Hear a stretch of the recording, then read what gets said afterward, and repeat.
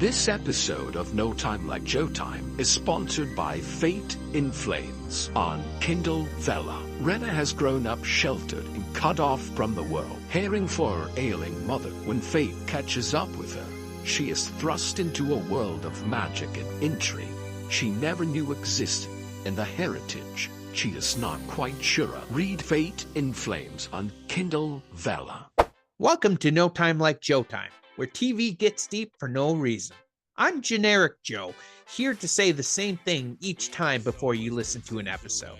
You can find No Time Like Joe Time wherever you get your podcasts and on YouTube. I'm just that generous and kind of a guy.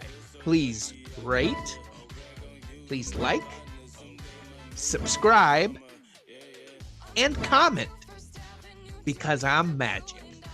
It also really helps grow the show, and I've loved the conversations I'm having. So maybe you can help your old friend Joe. Now, if you, and I mean just you, want to be a guest, you can email me at notimelikejoetime@gmail.com. Love to have you on, figure out what show you like, and then we'll have a meaningful discussion. All right, let's get to the episode. Like what you are listening to? Check out Lazen Low on Spotify Music, a new and upcoming local band from Minnesota.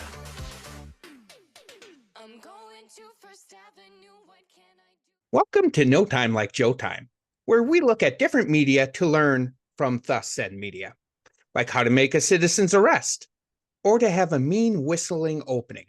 Each week I bring in a new guest to help me with this adventure. This week, I really don't know what I did to get such an amazing, cool guest. She's a classically trained cellist. Cellist. Cellist. She is good at English. She's a former college professor with her PhD, multi-instrumental rock musician, and perhaps most importantly, a mother of 2 grown kids, and now a published author of the book, The Overthinking Chronicles. I mean, my goodness, everyone. If she asks, say I'm a doctor. But it's truly an honor to have her on the podcast as we look at the Andy Griffith show. Please welcome Sarah Glasco. Thank you so much, Sarah, for being here. Well, thanks for having me, Joe. Of course. I wanted to ask you, what is your area of expertise? Ooh, I mean, like you said, I have a PhD, but really, I always had imposter syndrome with all that stuff. So, I tend to think of myself as a world-class nail biter, really good at anxiety. Yeah, I had no idea you could take a class like that. Well, it's truly a treat because I'm really excited to have a fellow professor with me. Well, again, like I said, thanks for having me. Wait a minute, what? Are you a professor? Editing Joe here. What you're about to see is a world-class example of idiocy. You see, I write the script to every bit in the beginning. So that was scripted for Sarah to say, "Oh, I didn't know you were a professor." And my response was supposed to be, I'm basically a professor. Let's see how Recording Joe handles this. Oh no, that's part of the bit. I know that I was going along with it. I'm an idiot. You're so good.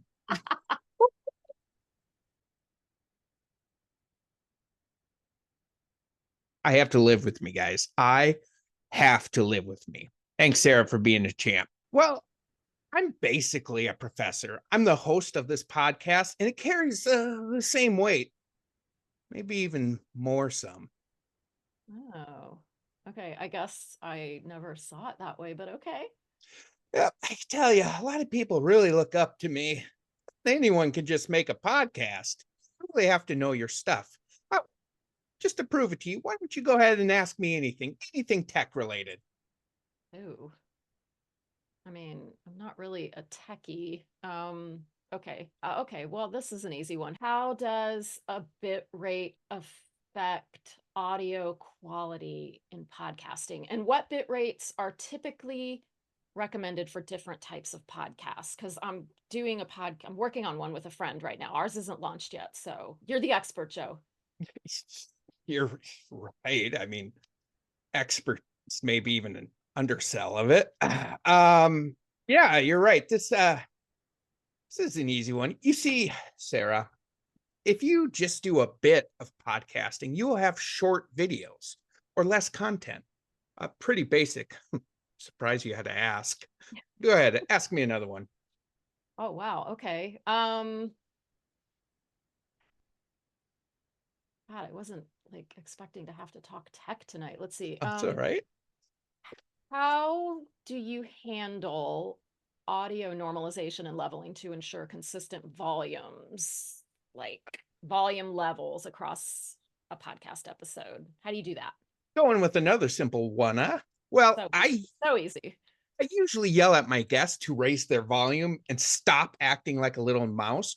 Or really? I tell them, oh yeah, all the time. Or I tell them to tune it down because my ears are bleeding. Oh, yeah, easy. Let's go with a hard one. Okay.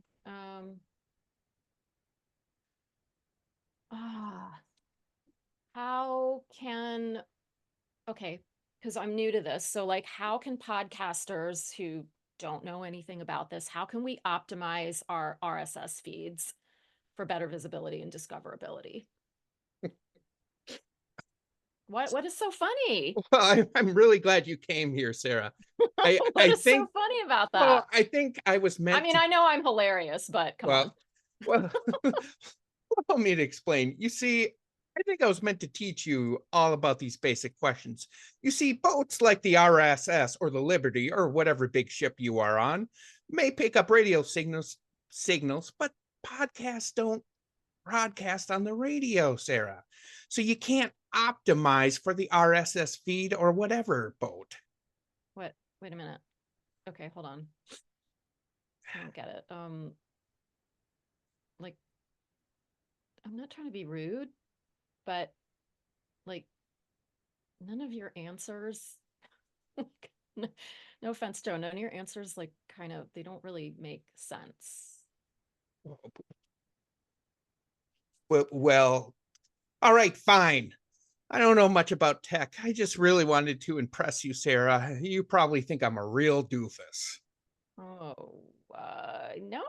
I mean, not at all. You don't need to impress me, Joe. Just be yourself, dude. Come on. Oh, Like, shucks. seriously. Shucks, thanks. All right. No more trying to make myself look good or making up answers. And there is something I do know that I really like to share. Oh, please.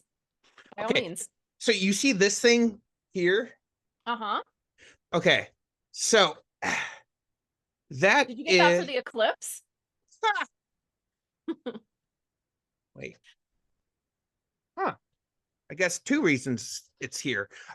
So it's a fly chaser. Flies are naturally attracted to microphones. And as people know, they're very self-absorbed. It keeps them from landing on the mic. I also use it as a fly swatter. So your expertise, Joe, is being the butt of all the jokes. Like, your talent is happily highlighting your areas for improvement in your life. Is that right? Yep, exactly. Is that where we're going here? Yep. Wait, what?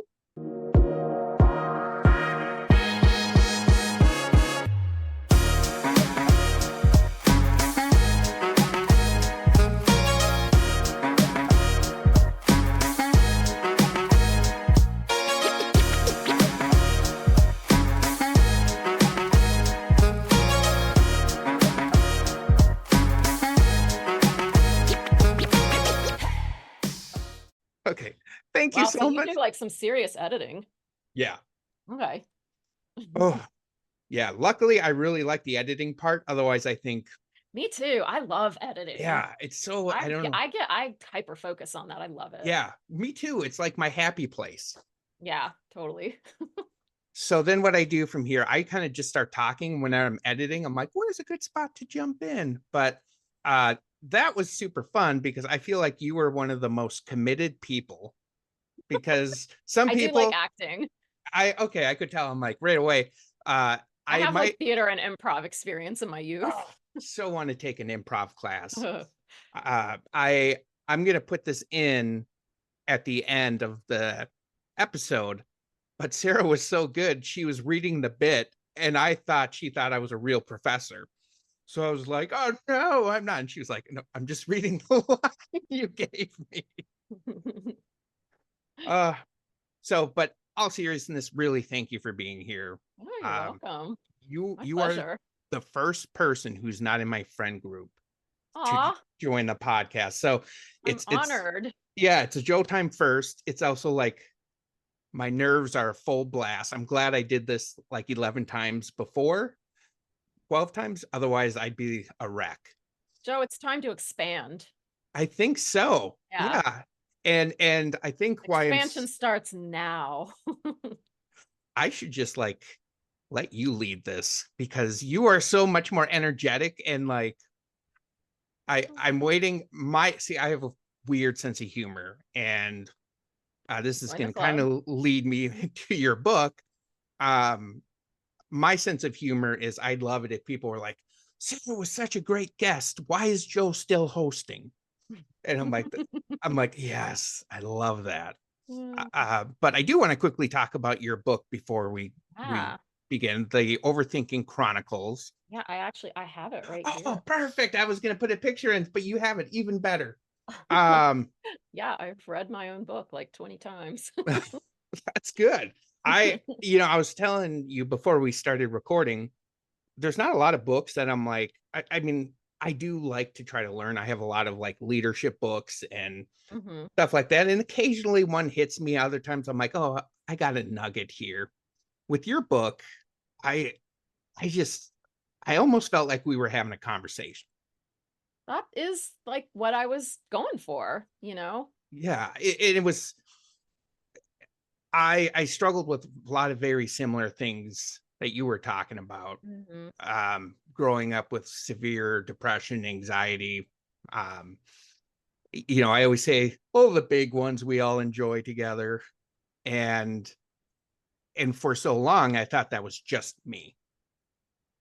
Yeah, I think like what I've discovered recently is just like no matter how much you think you're alone, you Yeah. never really are. Like there are so many people out there Mhm. silently struggling and Yeah. we just don't realize Yeah. how prevalent mental illness and mental, just general mental wellness Yeah. problems are Yeah. globally. Yeah, exactly. And I don't know if I told you this. I might have, but so I'm a peer support specialist. So Yeah. I work with people who are like in the criminal justice Hmm. and kind of use my story to share. I think a lot of them are learning for the first time you can address these emotions. Yeah. And I always say giving people permission. I know it sounds silly, but you do give people permission to feel that. And I think people need that. I really do think people need to be told it's okay to take time and like if it hurts, it's okay. Yeah. Well, yeah, it's unfortunate that we need permission, but I think the need for permission is just a testament to how we were taught Mhm. as a society to suppress all that, and it Yeah. was really stigmatized when Yeah. we were younger. I mean, it's really only in recent years, like my kids are so emotionally mature Mm, compared to me, yeah. when at that age. And they Yeah. just like, but I also think, I think I sort of, I broke a cycle. I didn't have abusive parents, but Mhm. I'm Gen X. Like I had parents that just were we were just more or less raised by wolves, Yeah. and like my parents didn't display a lot of, uh, you know, Mhm. I don't know, positive emotion. Just, we weren't a huggy, touchy-feely, I love you Yeah. family. We didn't wear our emotions on our sleeves. And Right. so I had to learn how to show people my feelings really like as an adult. I had tried to start learning that as a teenager. It was very hard Yeah. when you've been a child and, you're Yeah. not getting, any really emotional. Yeah. availability from your parents, but Right. you Well, know. that totally makes sense. Thank you for sharing. Yeah. And one of my favorite things about like when, if, I hope it's okay I share this with you, but Yeah. part of the reason I became a peer support specialist is when I was 30, our son was born premature and he needed to have a Mhm. trach. I was in a very difficult job and I ended up having a mental breakdown and I Yeah. had to be hospitalized. And then afterwards, I attended day treatment, and there was like somebody from the University of Minnesota who had a straight A, like GPA. There were nurses and all these people. Yeah. I never thought this Yeah. impacted them.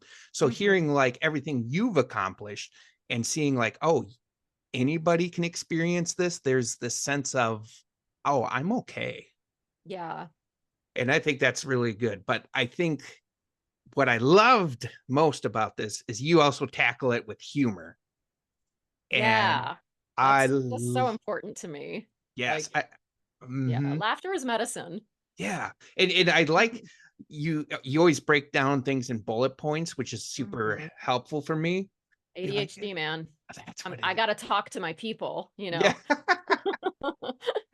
And I just, as I was reading it and just like, kind of the one thing I really liked, you're talking about self-deprecating humor, but doing it in a way that doesn't diminish you. Yeah, you have to, there's a delicate balance. And I actually did research about that for the book. Yeah. Because I was like, I really want to do this through the lens of humor, but my humor is so self-deprecating sometimes. And when I was younger, it can be a real turnoff, if Mhm. you have to know when to stop, because Yeah. I think you can, if you take it too far, um it makes people really uncomfortable. I Yeah. mean, they don't want to hear you talking. Are we allowed to curse on this You can curse show? as much as you want. Okay.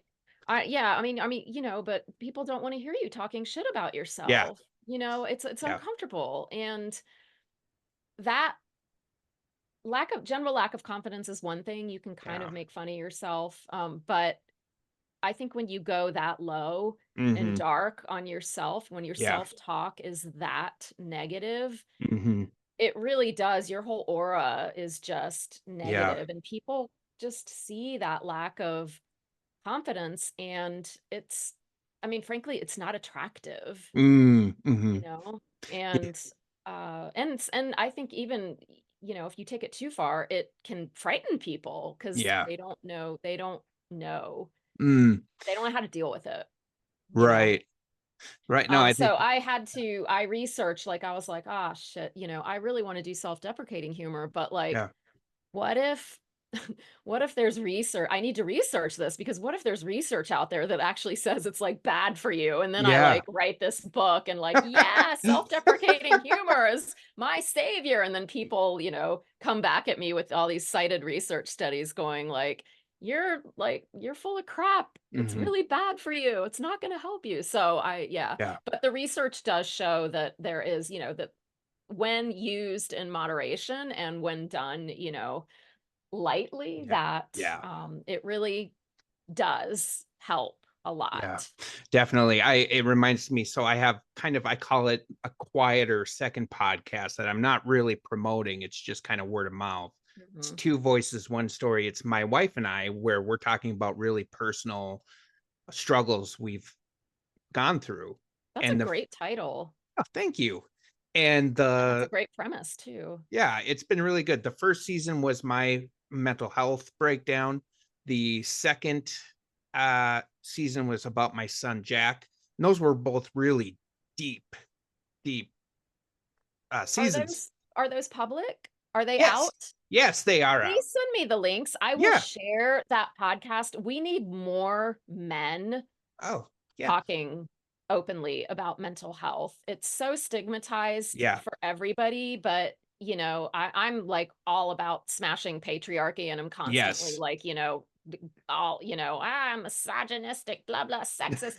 But I think Yeah. men do men do have it worse Yeah. when it comes to the stigma of mental health. And that is just because of Hmm. a misogynistic, chauvinistic, just that's just ingrained in our culture that men are Yeah. supposed to be, that we equivocate like not crying and not showing feelings with strength. Yeah. And honestly, if you can cry and show feelings and, be Yeah. vulnerable like that, that's about as Yeah. strong as I think you can be. So Yeah. I will post that to my Instagram and Oh, share that. thank you very much. I Yeah. appreciate that. Uh, but the new season we're doing, it's called Find the Humor. And Oh, awesome. Yeah. it's so like the first episode, so I've had night terrors through most of my Oh, life. yeah. And as a high schooler, I was mortified by them. And I'd often, my family didn't understand that it was a medical condition. So they always got Yeah. really, really mad at me when Oh my I had gosh, the I'm night terror. so sorry. And I I'm always so say, sorry. My and I always, son had night terrors. oh, I mean, like, and I mean, he's 23 now, so I don't yeah, know if he still gets them, but he still had them. He wasn't, he still was having them when he was like an adolescent, yeah, So, and it's just like those blood curdling screams. yeah, And yeah, I learned because he was in therapy, like I learned, very quickly that like one of the worst things you can do actually is wake the person up from yeah, a night terror. And it's yeah, counterintuitive. right. The first thing you think you should do is wake them up and like, but that is like anyway, Yeah. I'm sorry. Oh, ADHD interrupting. Go no, go on. Go I on. love this. This is great. But I started to talk about like the first time I realized it could be used for good and humor is I was on this trip with tons of high schoolers, Mhm. and we were like sardined in. There was like 50 high schoolers, and I had a night terror.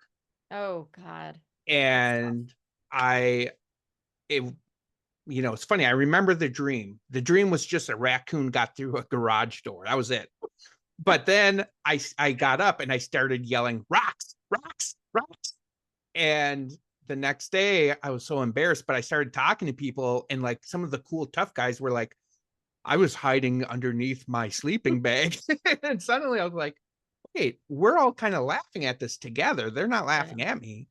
And so That's so suddenly awesome. there was this humor to it. And yeah, so that humor part is good. And the self-deprecating, I think, like you said, done right. One person who I always think about who kind of has this aura I was trying to put out there at the beginning bit is Barney Fi, I believe it is, Barney Fife from Andy from Griffith's Andy show. Griffith. Oh yeah. He's got, I think, one of the Don Knotts is just one of Yeah. my favorite. We've watched all his movies. It's really, really classic. And so one thing we love to do on this show is look at clips and take meaning out of it. But before we jump into the first one, I'd love to hear your history with the Andy Griffith show. When did you start watching it?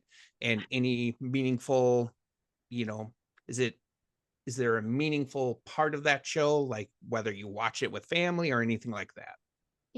I mean, I'm a child of the 70s and a teenager of the 80s. And so that show is from, the early 60s. I think, like 62, 63, 64, that Yeah. kind of range. And so, I watched it in reruns when I was a young child. I do remember watching it, not like on a regular basis, like I would watch my, cartoons or other particular shows, but Hmm. I definitely watched it a fair Hmm. amount. And, it takes place in what's supposed to be North Carolina. And yeah, Andy Griffith is from, I believe, Mount Airy, Hmm. North Carolina. Yeah. And I am in North Carolina right now. Oh, I'm nice. not from North Carolina. I was born in Virginia, but my father and his whole family, my whole like dad's side of the family's from North Carolina, probably just about an hour away from Mhm.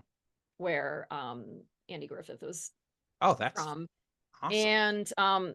And so that kind of that Southern culture, I grew up with just understanding that because that was my father. Mhm. And I think my dad liked the show too. And you know, and then I watched it. I had a better understanding. You know, it was funnier in the 80s. When I was a little bit older, I Yeah. still would watch it occasionally in reruns. And then at that point, I had already seen Happy Days, and so it was like cute that like Ron Howard was like, oh yeah, Ron Howard was Opie, and you Yeah. know now he did Happy Days, and now he's like, you know, he was on his way up. But Yeah. but it's interesting because I haven't thought about this show in a really, really long Mm. time. But in my dad passed away in September of just Mm. 2023, and my mom Sorry to passed hear away. that. Yeah, it's been hard. Grief Um, is I yeah. still am getting gut punched with Yeah. grief. He was Mm. so awesome. But my mom passed away in 2020, and Yeah. so it's, you know, it's kind of, I have three siblings, and it's Yeah. very surreal. I mean, and you know, and I'm at an age too where your parents do, you know, this is happening, you know, with my generation, but you just, it doesn't make it expected or easy. It still just sucks, and it's just, it's so hard. And I had a memory though, about the Andy Griffith show. I was at my dad's house. I want to say it was December 2022, I guess Mhm. it would have to have been. My dad died in September of 2023. So in Mhm. December, I was visiting my dad. It was just me, Mhm. hanging with him at his house, and we both sat back in these easy chairs in his den, and we turned on the TV, and the Andy Griffith show was on. Mm. And we just sat there together, and we just, you know, what, there was like a, you know, a whole block of these episodes. And they weren't like, my dad had like real still like cable TV or something. Mhm. He doesn't know, he didn't know any, he didn't know how to use a cell phone or like Yeah. anything about streaming. And you Mhm. know, so it was literally on some channel, like on the Cox cable network. And Yeah. I just remember this experience of calm and just feeling so happy Mm. and just sitting there with my dad. And I posted about it on social media like Yeah. that day or the next day about how, like, and I think took a shot, like I took a picture of the Yeah. TV with whatever episode we were watching. I'm gonna have to find that. I'm pretty sure I Yeah. posted it on Facebook and just said, like, you know, there is nothing better than just hanging with your dad watching reruns of the Andy Griffith show. And so that was what I posted. But I also remember one of the episodes in particular, I started talking to my dad about it, and I was like, wow, like Andy Griffith was really like ahead of his time in terms of I don't know, I'll just leave it there for now. Mhm. He was, Sure. in my opinion, I just had this revelation in that moment. I had never thought about it before that, but sort of, you know, as an older, you know, middle-aged person now with grown Mhm. kids, and you know, I've had my fair share of divorced and just all kinds Mhm. of, you know, upheaval and change in my life. It was just coming to it with fresh eyes as a middle-aged adult Yeah. in, you know, 2022. I was like, wow, the show is like 50, no, 60 years old. Yeah. It would have been 60 years old, you know, and it has this, it's aged pretty decently. You know, some Yeah. things don't age well. And Mhm. that, you know, like Mr. Rogers or whatever Yeah. has like this sort of universal wisdom that I Yeah. think on some levels is never going to go out of style. Mhm. Yeah, agreed.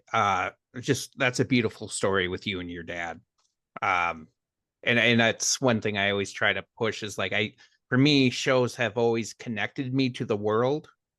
And Andy Griffith was one of two shows I watched with my dad. The Simpsons was the other one.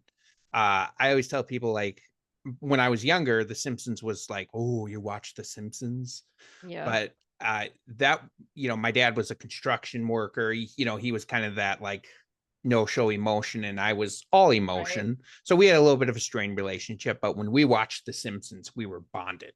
Yeah. Oh, But that's awesome. yeah, and I feel like that kind of with the Andy Griffith because he's the one who got me into it. Yeah. And me and my brother fell in love with Don Knotts. Loved him. watched every Yeah. movie of his, and Did you so see his cameos when he did like Scooby-Doo had like in the set 1970s Scooby-Doo always had guest stars and Don Knotts was on like I swear he yep, was in multiple episodes. we saw that one too, and we geeked out about it. So anywhere we could find Don Knotts, we're Three's like, oh, Company.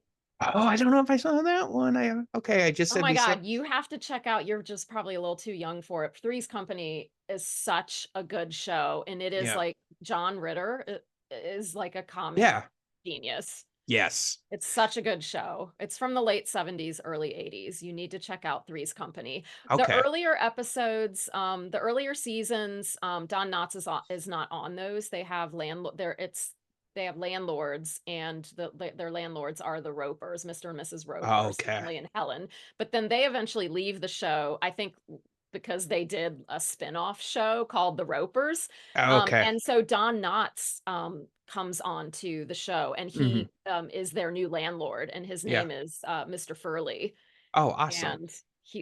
And so he would have been on there like, yeah, probably like 79, 80, 81. I don't know. In the early 80s, you check it Yeah. out. Okay. It's a I really funny show. I've definitely heard a lot about it, and Yeah.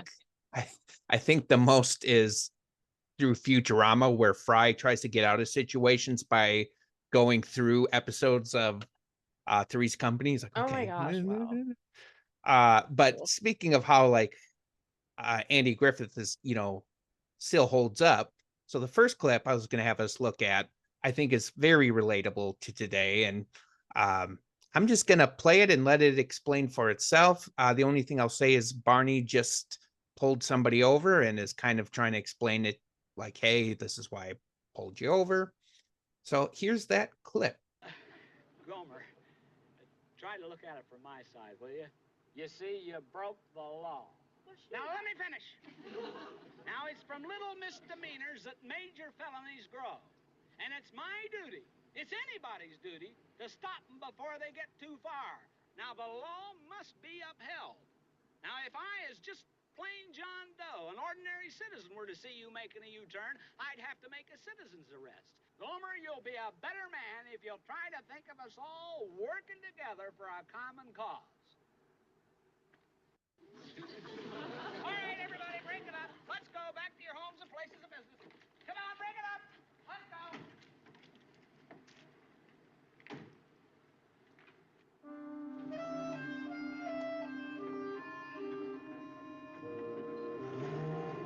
Stop, Barney, stop. This is a riot. This is a riot.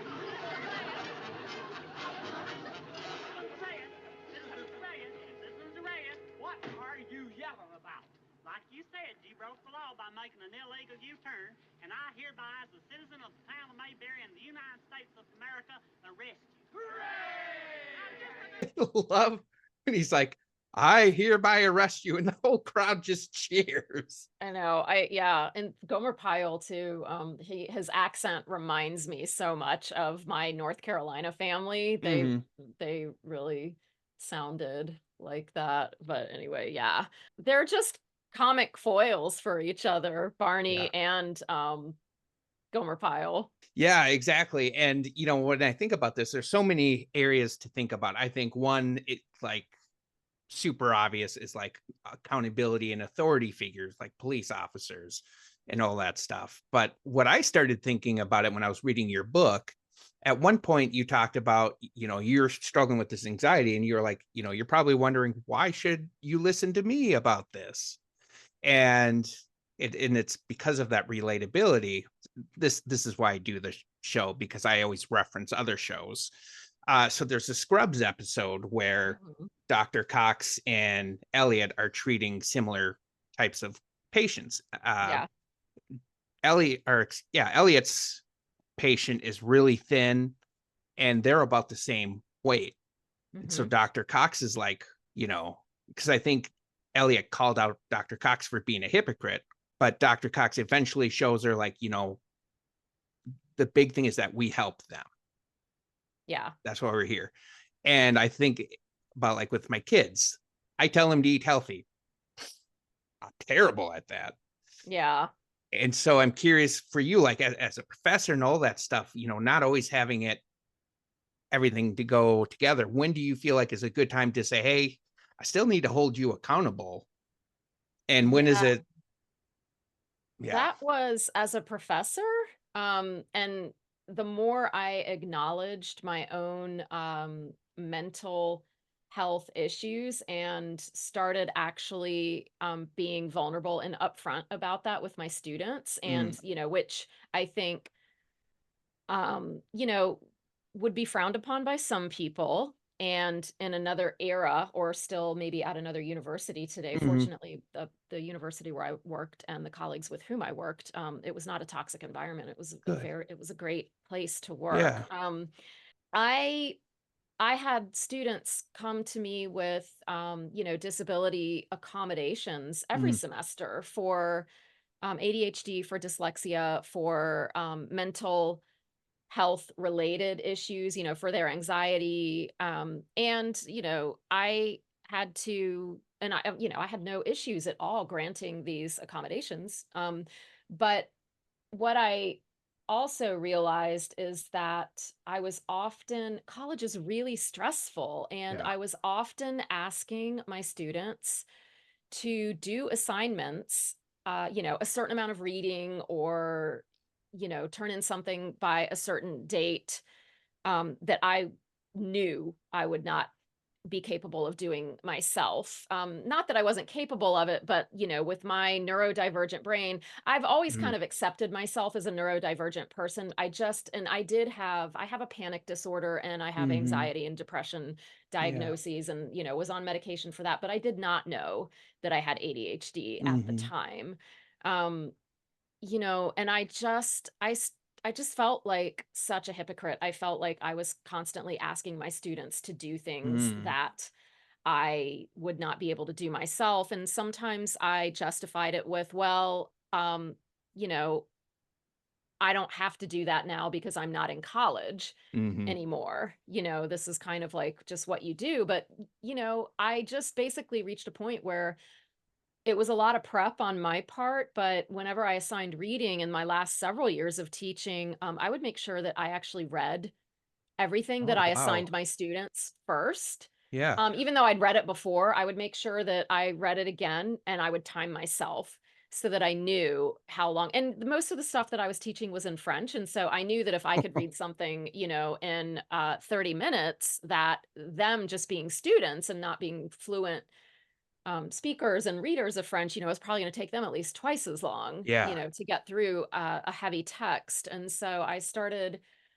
just going a little easier that way. But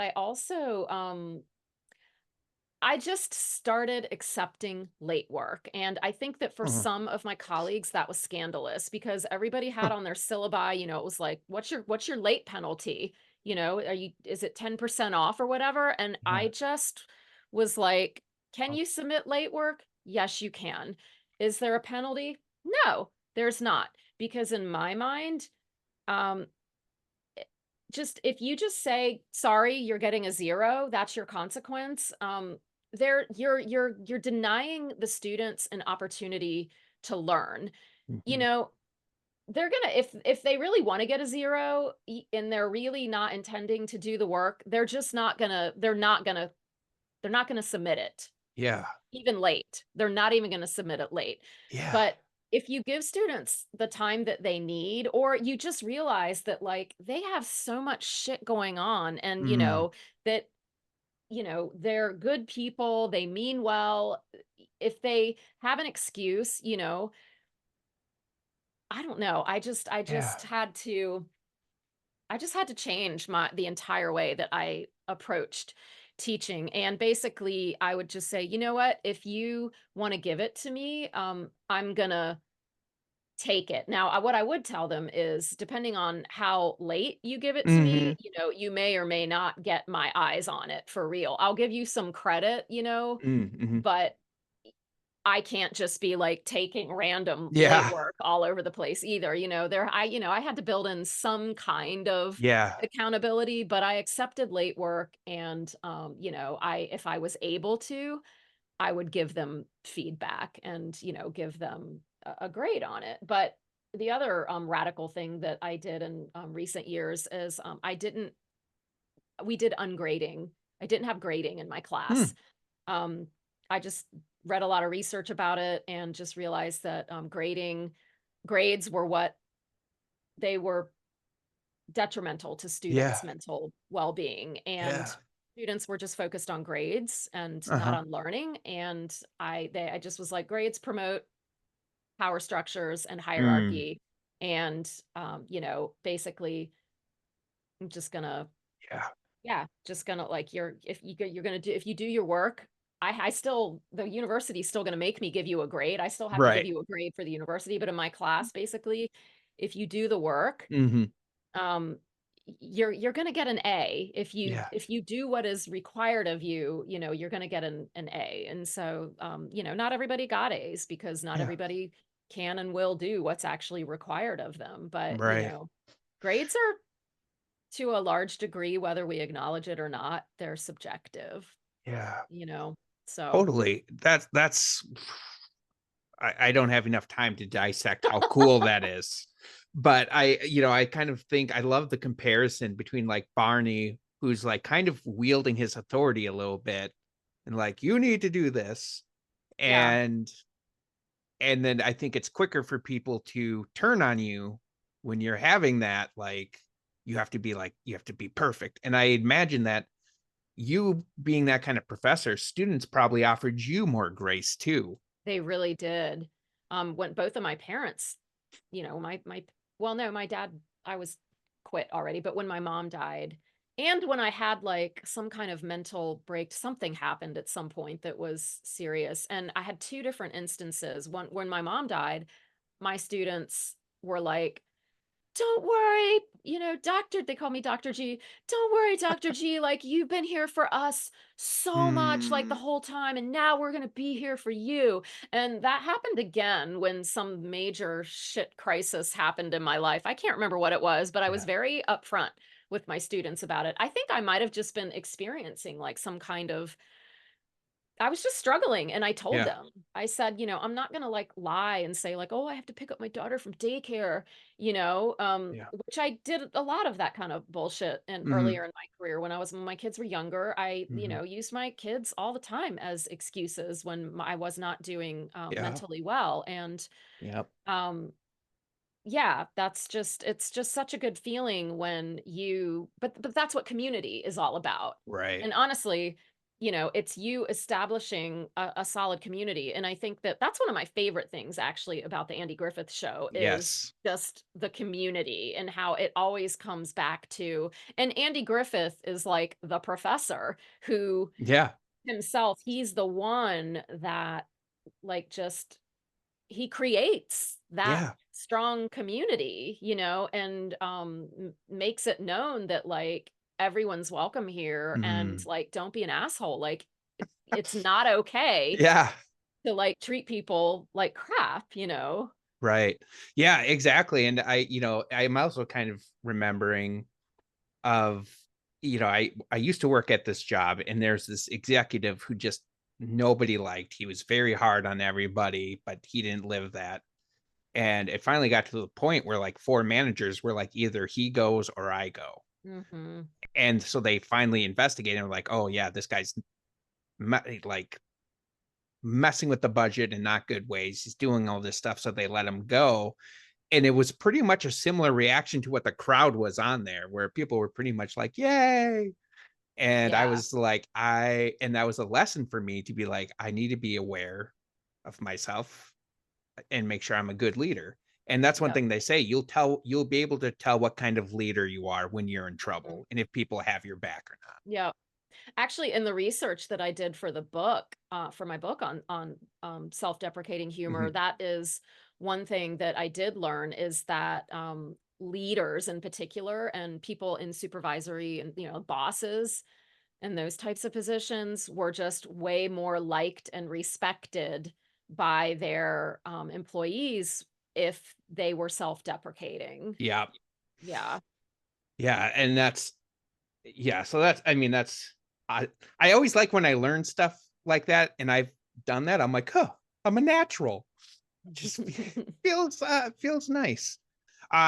So now we'll go into a second clip that kind of goes into just, with leadership, not judging anyone. So here is a clip where, again, Barney is kind of the guy who's at the center of this. Hey, wait a minute, Rafe. Hey, Barney, why don't you take Rafe along to them singing tryouts? Huh? Rafe? How about it, Rafe? Wouldn't hurt none. What are y'all talking about? They're having singing tryouts over at the town hall. Why don't you go sing for them? Oh, I couldn't do that. Well, why not? Go! Because he just couldn't, that's why. You're right to refuse, Rafe. I'm surprised at you, Andy. Well, what's wrong? Well, what's wrong is that Rafe don't have no trained singing voice. That's what's wrong. You want to get up there with the rest of us and make a fool out of yourself, Rafe? They're liable to ask you questions only a trained musician understands. Like what? Well, suppose they was to ask you, can you sing a cappella? Would you know what to do? No. Well, there you are. Why get up and embarrass yourself? Hey, Barney, suppose they asked you if you can sing a cappella. What do you do? Well, I'd do it. A cappella, a cappella. I don't know the rest of the words. I see. Barney, I think all they want is to find out how good a voice you got. Now, why don't you take Rafe over there and have him sing for him? You want Rafe here to be embarrassed and humiliated? They want people up there with musical backgrounds. Well, it's just an idea. That don't mean you have to stop singing, Rafe. You just go ahead and do it. You sing in the bathtub, don't you? Well, you can go right ahead and do that. There's a little bit, I love that he's almost offended at Andy for suggesting that. He's when he's like, no, he's like, you're right to say no. Andy, I'm a little surprised at you. Well, yeah, I mean, like, if you've I've seen that episode. I've seen these full episodes many times. I haven't watched, I don't know when the last time I saw those was, but if I'm not mistaken, I think in that episode, Barney, I feel like Barney is, maybe he auditions for the choir. Do you, I can't remember. So I don't remember if I've seen this, but just my amount of TV, I'm guessing, when I already forgot the guy's name, goes, he probably crushes it and probably outperforms Barney. But oh yeah, yeah, exactly. And I think like what we see in that little clip that you just showed is pretty common with the character of Barney. Yeah, there are a lot of things going on there, but like Barney is like, clearly he's just like, poor thing, he's insecure. He's just insecure, so he has to like, he kind of has to make other people, he belittles other people, or is constantly like abusing his power, as much power as Barney Fife can have, like we saw in the Gomer Pyle one. He means well, but he sort of always ends up being the butt of the joke. But then Andy is like, what I love about Andy Griffith overall, and I bet you could probably pick this out of any episode you watch of that show, but especially in that clip you just showed, is like, Andy is like, how do I articulate it? It's like he is not above anyone. Like and I think he wants to make that point that like we're all equal. And I'd have to go back and I'd be curious to see how they explore race given the time, because that was it was like pre-raging civil rights movement. It was right at that era. I'd be curious to see, go back to those episodes and see how many episodes have Black people on them, African Americans, because that I would definitely be curious to see. But otherwise, I think Andy Griffith, he just embodies like, be kind. And just like, don't be a jerk, just be kind, and we're all in this together. And I don't know. That's what I love about what you're saying. It reminds me of a Ted Lasso line, well, technically Walt Whitman line, of be curious, not judgmental. And I love you came in not being like, Barney's a jerk, but like, no, here's why. And it's easy to I always like Barney's this. struggling. He's got Yeah. mental health issues. He's anxious and insecure. Yeah, exactly. And so I really like that perspective of just, looking at it with different lens. Because I always like the saying, we judge ourselves by our intentions, we judge others by their actions. Yep. And so so it's all very cool. Is there anything else you want to cover before we start wrapping up? No, I'm good. Okay, so before we wrap up, I asked 3 guests 3 questions. First question is, which clip did you think was funniest? I think the first clip was funny. I think that was the funnier one. I'm probably biased, but I freaking love Jim Neighbors. I love Gomer Pyle. I love that character. Yeah. I was a huge fan as a kid of the Gomer Pyle show. That was like a spinoff or whatever, but like, I don't know, just the two of them together, were just like, butting heads. He basically, Gomer Pyle, stripped Barney of his power. Mm-hmm. Yeah, definitely. That episode took him down a notch. Right, exactly. That episode I did see. For me, it's the second clip. That's actually where I got the inspiration for the bit where Barney's like, oh, what would you do if they asked you to sing a cappella when he actually doesn't know either? Yeah. Second question is, which clip did you feel like we got more out of? I don't know. I mean, honestly, I wouldn't say one more than the other. Oh. I would say in both of those clips. I mean, I was talking about, Andy being like a great community builder. Yeah. But honestly, like, you can see the power of that community. It's a little cheesy in that first clip. Like, it's so like, hooray, it's a little like, oh, okay, that's not like great acting. It's a little cheesy, but what you have there is, you have the power of community and the power of, the power of the people, and what happens when you have a strong community. All those people are going to have your back. Yeah. I'm going to agree. This is a Joe time first too, that they're both equal. And then final question, if we had to do a deep dive, if we had to pick one of these clips and just really analyze it, which clip would you want to do? Oh, I would totally do the first one. Yeah, I agree. I think we'd get so much out of it. There's so much like, it would go super deep with, abuse of power in the police forces today, and just, I don't know. Yeah. Just powers, hierarchical structures and abuse of power. That's agreed. 100% agree. So, and then to finally wrap up, I talked a little bit about this at the beginning, the Overthinking Chronicles. Can you tell everybody where to get that and where to find you? Because I'm guessing a lot of people are going to be like, whoa, Sarah's really cool. I'd love to reach out to her. Where can people find you?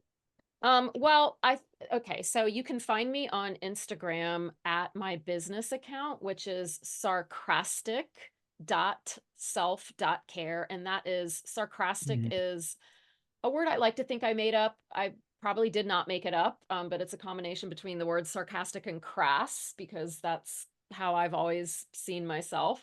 Yeah. So it's sarcastic, sarcastic.self.care. The book, what you should know about the book is that I have a pen name, which is Sarah. It's Sarah Tonenstan. So my name is Sarah Glasco. My pen name is Sarah Tonenstan, which is a pun. Yeah, it was, you told me Stan, that's my teacher. But my pen name is not a secret. Like, a lot of people, and you'll discover that if you get my book, I talk about that in the epilogue. But a lot of people have pen names. Why do I have a pen name? A lot of people have pen names because they are explicitly, purposefully trying to hide their real identity. They don't want their real identity revealed. And The only reason I have a pen name, it's very simple. It's because I'm already a published academic author. I have a lot of I published a book Yeah. in academia as well. I'll show you that one too. It's probably in this room somewhere with me. Yeah. But I have a lot of academic publications. And so this is my new trajectory in life. I'm sort of Mm, doing what I'm calling like anxiety humor, mental health humor, mm, ADHD humor. yeah. And I, it's like self-help humor. And Hmm.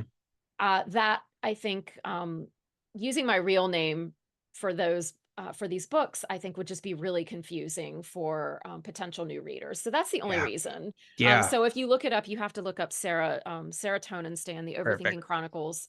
It is available on the Overlords of Late Stage Capitalism, Amazon.com, Perfect. and that is the only place right now that you can get it. That's because it was just released. Okay.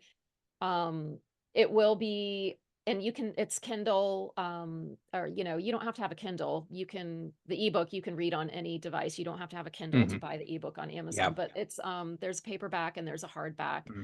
as well. But it will be available from all your other friendly Yeah. booksellers, and Barnes and Noble and all that Yeah. stuff in the coming months. But for the Awesome. first, I had to start with Amazon because, for better or for worse, that is where that's where the majority of, readers and, Yeah.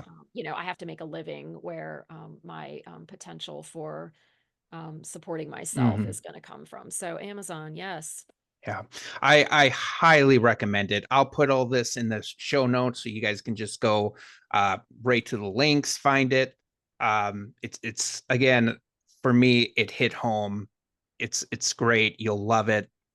And yeah, and I think, Sarah, you're doing a great service. I think you've already done so many great services for humanity. And for me, it's always so fun to meet cool people. And I always like the line, Likewise. thanks. I always like the line, there's no neutral interactions. You either leave people better or worse than you found them. You've left Absolutely. you've left me better. So thank you so much for Same, being. same. Oh, shucks, thanks. Uh, Thank you so much for being on here. I can't You're say welcome. thank you enough. And yeah, for everybody else, we'll see you next time. Bye-bye. Bye.